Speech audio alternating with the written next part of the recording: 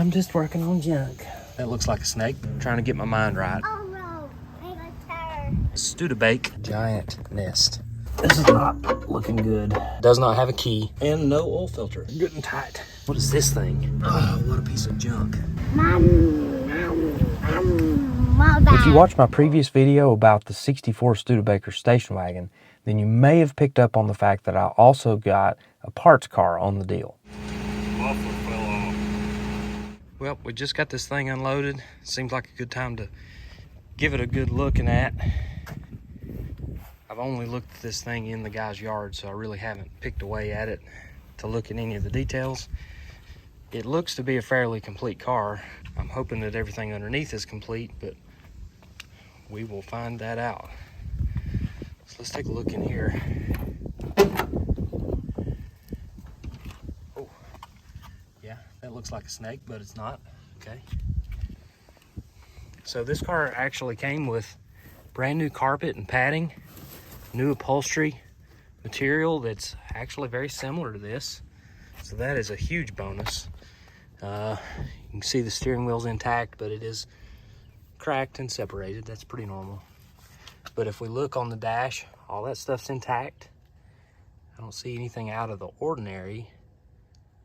All the gauges look fine. It's showing 93,818 miles.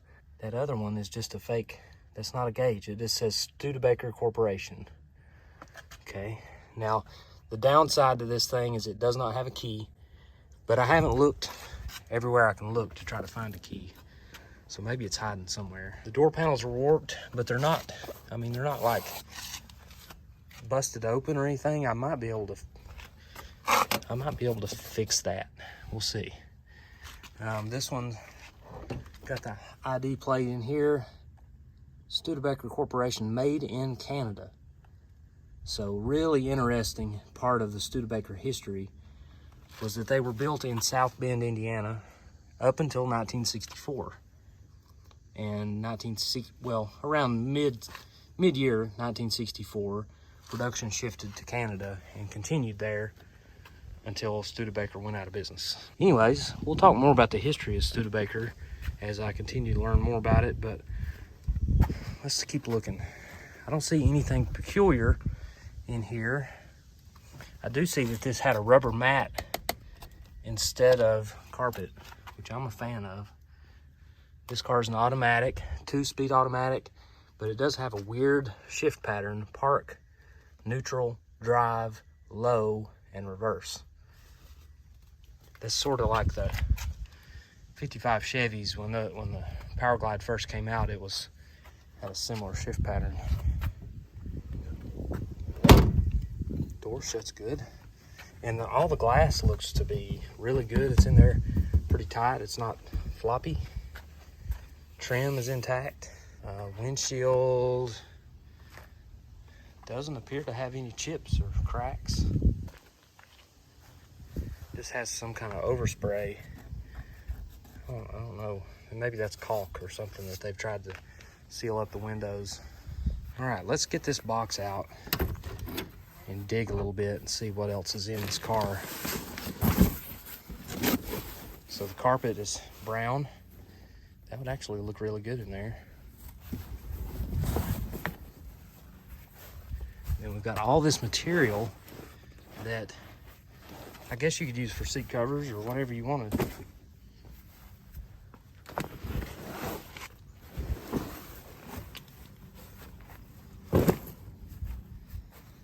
Okay, let's see what we got here. This is a alternator bracket and maybe another piece of an alternator bracket.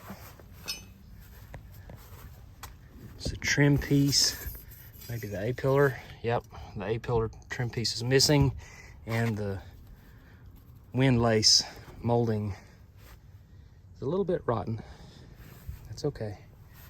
So one of the sales pitches on these cars was that it has a completely flat floor as far as when you're entering and exiting the car. There's no bump or hump right here like a lot of cars had. I know that's a weird sales pitch, but Studebaker had some weird stuff. Let's see what's in the ashtray. Wow, completely bone dry and empty. was hoping there would be a key in there. We'll see if I can get this glove box door open. See if there's any paperwork in here.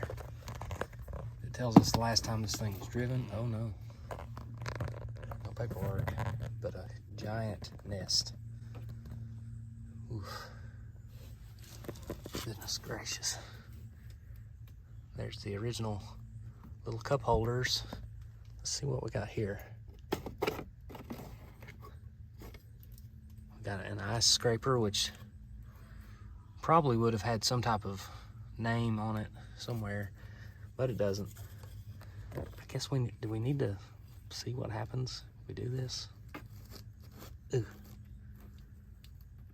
Oh, there are papers. Hey, they're papers. Okay, we gotta get those out. Oh my goodness. Ugh. Okay. Okay, let's see what it says. Bedford, Iowa. Certificate of Title. 1965 Studebaker. Now this, surely this isn't the original title. Let's see what we got.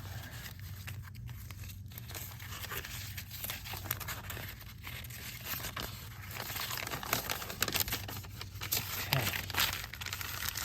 Let's see here. Oh wow, purchase date. 9/22/2003. Interesting. I don't think this thing has been driven that recently.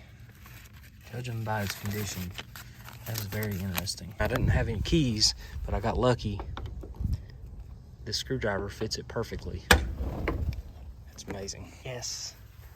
Drive shaft in the trunk. No other parts besides some, I'm assuming that's fuel line. Kind of amazing. I was worried about that drive shaft because where are you going to find a Studebaker drive shaft? Still got the insulation in here. Somebody has painted this. I don't want to say recently, but it's definitely been repainted. Ooh, they didn't sand it. Whoever painted it didn't sand and prep it because it's just peeling right off. So this car was originally this sort of this tan, cream, light yellow color. They've painted it maroon. And I don't think they did a very good job prepping. Last but not least, let's look under the hood. And this thing, surprisingly, has an interior hood release cable, and it works. It's not frozen up.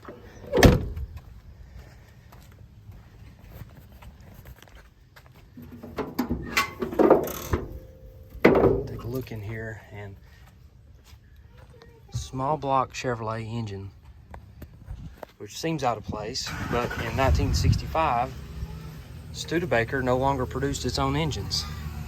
It relied on these 283s, small block Chevys, just like you'd find in an Impala or Nova, anything like that.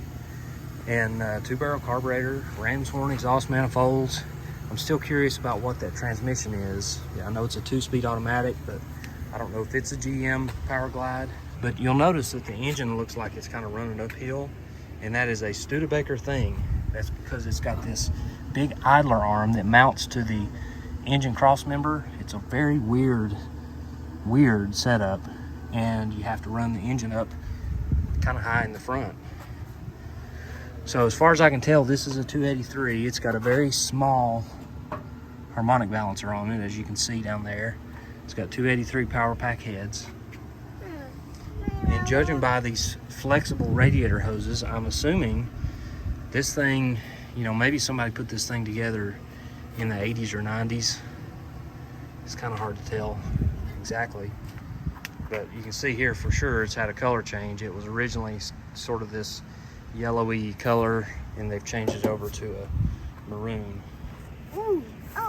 Isaac's checking it out. Look at that tire. That thing needs some work, doesn't it? Yeah, it's rough. Whoa. Is it gonna make those noises? Oh. As you can see on this side, it says Studebake. It's supposed to say Studebaker. A little bit broke off there. This is a Commander model, and the little bit that I'm learning about these cars is they're very simplistic. in nature. So you see the cowl tag is VY4 5902. There's not a whole lot of codes and stuff to decipher. We're gonna see if we can get it running. This engine's pretty gunky. I haven't even checked to see if it'll spin freely, but it is, after all, a small block Chevy. Yeah. I see that. What's in there? Oh, what's in there? What's in there? Yeah, I don't know. You don't know? Oh, I heard it. Oh, it's dirty, isn't it? Oh no, I got a tire. Yeah, that tire, I don't think it's gonna hold air. Mother. Whoa. Is it gonna sound like that? Whoa, right. So this thing is pretty rough. It's definitely been patched on, as you can see down here. That's galvanized. It's galvanized metal that they've patched into the rocker panels.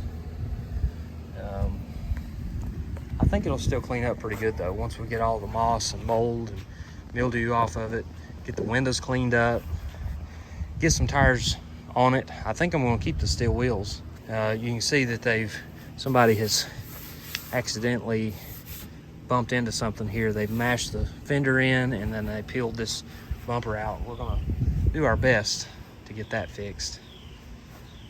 But yeah, this thing, I mean, it's a little rougher than I originally imagined, but it's not bad. We can make something out of it. Is that factory, that little bitty piece? It doesn't match the shape. I don't know. Anyways, neat little car. I'm excited to get started on it. I'm hoping that we can drive this thing around at some point and make some noise with it. That looks just like a snake. Yeah, I freaked out the first time I opened it. You're not alone. Are you gonna look? Oh, we're not gonna climb up in this one. Not yet. We gotta clean it up good. Yeah, I got clean. Yeah, we gotta clean. You gonna close the door? It's starting to rain.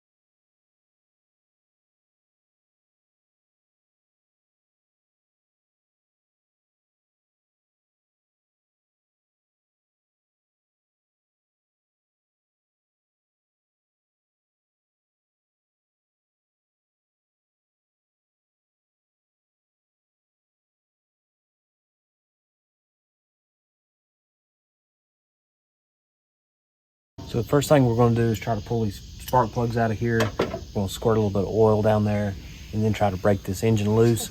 I don't think that it's free right now. I've grabbed a hold of the harmonic balancer and it does not turn. So we got to get these plugs out and start working on this thing. I guess before I get too carried away, I should probably check the oil in this thing.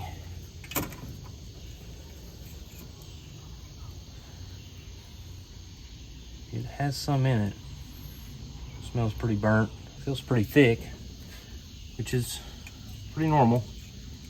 A lot of engines like this, I would probably run 20 W50 in it. I'm just working on junk. I really love how simple these engines are. and this whole car in general. I mean, there's like nothing on the firewall except for the windshield wiper motor. I mean, you just got some heater hoses, you got your horn, not a whole lot of wiring. Dead simple 283 Chevrolet engine, but it says Studebaker Thunderbolt V8, painted yellow, not orange like most Chevrolets. Really neat to see how simple this thing really is. Plugs are in there good and tight. This one, for some reason, is extra tight. The Chevrolet engine gives you plenty to work with. Tons of parts are available, they're cheap. Look at that one. Looked like it was running a little lean. Now that I got the plugs out, I squirted a little bit of WD-40 or penetrating lubricant down the cylinders. I'm just going to give this a try by getting a hold of that bottom pulley and see if this thing will turn over. It's tight.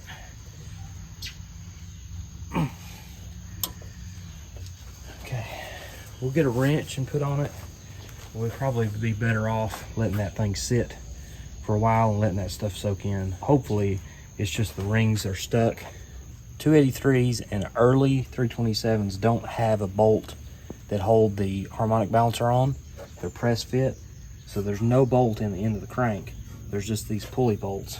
I'm not going to put a lot of pressure on it because I don't want to break the bolt off, and they're just going to tighten. Yeah, I don't want to just keep doing that because that's going to break the bolt. All right, I'm going to crawl up under here. No bolt in the torque converter. Oh boy. Oh, and no oil filter. What is going on here? Was somebody in the middle of taking this thing out? That's pretty frustrating. Okay, well, looks like there's more work to be done here than I imagined. But I'm still gonna try to break this engine loose. I'm gonna try it with this big pry bar. Okay, we got a pretty good bite. Let's see if it'll turn. Oh, it's stuck tight. It is super tight. I've got my longest pry bar. This is not looking good. There we go. Give me another bite. Oh, yeah, it is stuck. It might be the reason that this thing is halfway took apart. Wow, look how easily that turns. That's amazing. Huh. That is nice. All right, guys, I'm really struggling with this thing. I cannot get it to turn over. And when I crawled up under there, there's a lot of issues. I see rust on the frame. I see rust, a lot of rust in the floor pans. So I'm just looking, I don't know, I'm taking a break, trying to get my mind right here. And I figured I'd start cleaning some stuff out and just looking, trying to make the best out of this, because for right now, it's not looking like I'm gonna have much success. So I wanted to look at some of the things that came with this car. Little door sill plates, those can be straightened and used. Got a door handle and window crank, I'm assuming from back here. You got the door lock knob, 2 Studebaker hubcaps. I wish I had another one to make a complete set. Here's an armrest for this door that's been taken apart. But look how good that door panel is. That's in good shape. What is this? What is this thing? What? For real? What is that? It's got like liquid in there. Oh, it's a compass. That's a compass that you would mount to your dash. That is cool. How did that survive? Let's see, what does it say on the back of it here? Hull Manufacturing Company, Warren, Ohio, patent pending. Okay. Well, there's a little bit of joy anyways. This thing is just frustrating me pretty badly. Oh, that's nice. Look at that. Studebaker right there on the seatbelt. That's cool. You can see the lengths I was going to try to get that engine freed up. My longest pry bar with a big old piece of pipe on the end of it Could not make it budge. Oh, what a piece of junk. Look at this. Floor pans completely rotten. They've been patched, which I couldn't see any of that because it does have a rubber mat on it. More importantly, that's pretty bad rust. I mean, I could take a pry bar and just peel that off. That's not good, guys. It's not good. More rust back here. You can see where it's just coming apart. That's bad stuff. Still a neat car. Still got some cool history on it. I'm glad I did what I did. Kind of hate to give up, but that's what's happening here. I'm going to clean it up. Probably going to put it on the market. Just try to get my money back out of it and move on to bigger and better projects. That's about all I can say for it. All right, so I know this thing's supposed to just be a parts car, but I had high hopes of getting it running and driving again. But when I started finding all these issues, the engine being locked up was a big one, but the rusty frame, there's just a lot of disadvantages here, and I don't want to tie up a whole lot of time on a vehicle that's just pretty much garbage. So I'm kind of giving up, but it's still going to be in the driveway. I'm still going to pick around at it and try to get that engine unlocked, and we're definitely going to clean it up. We're going to do a video on the cleanup of the car because I think that it's going to clean up pretty good. You know, from where this thing had been painted probably 20 years ago or so, you know, I think it's going to clean up okay. Probably not going to spend the money on tires. Just be honest with you. I don't think I'm going to invest any more money in something that's basically just a parts car, a rusted out parts car with a locked up engine. Not going to get a whole lot of attention from me. But we'll be back with another video on this car. We'll see what it looks like cleaned up. That might motivate me to work on it some more, but we'll see how it goes. Appreciate all the views on the station wagon video. Really been excited to see people, you know, see people's reactions, see what they think about that car, because it's one of the coolest things I've ever owned. So I really appreciate all the views and comments. Hopefully we'll keep doing videos like this of some of these projects that I bring in, good, bad, and ugly. And I wanted to show you kind of the ugly side of that. So appreciate you watching. Stay tuned for more.